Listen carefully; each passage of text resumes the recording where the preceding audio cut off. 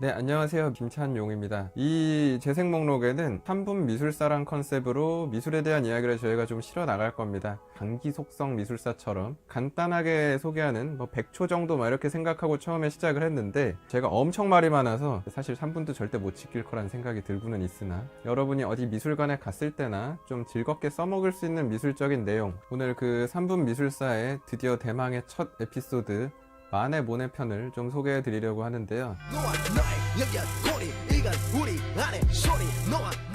왜 하필 만의 모네야? 라고 생각하실 수 있는데, 이 작품 보고 나는 너무 혐오스럽고 역겹다 하시는 분 있으신가요? 없죠?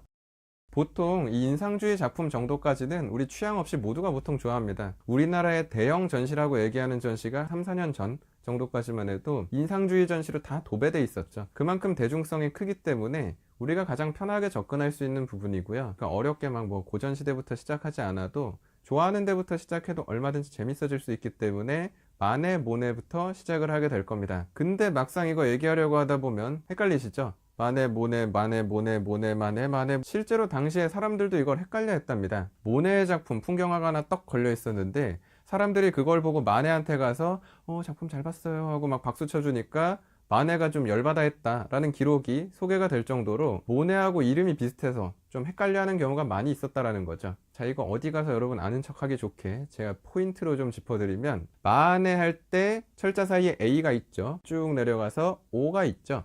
한글로 써보실 때도 마네 할 땐 아가 있고요. 아야오요 내려와서 모네 할 때는 오로 오게 되죠.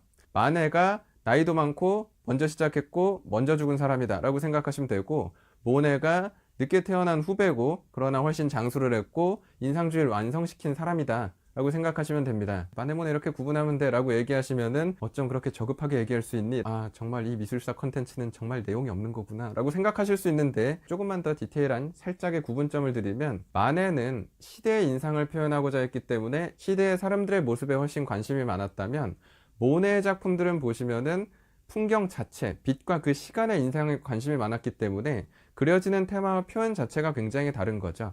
그래서 어딘가에 전시 보러 딱 가셨을 때 뭔가 인상파전 되어 있는데 인물 많이 그려져 있다 하면은 마네라고 찍어보시면은 타율 되게 괜찮을 거고요. 뭔가 아름다운 풍경을 되게 많이 보면 모네 같아 라고 아는 척 해보시면 그게 또 타율이 되게 괜찮을 겁니다.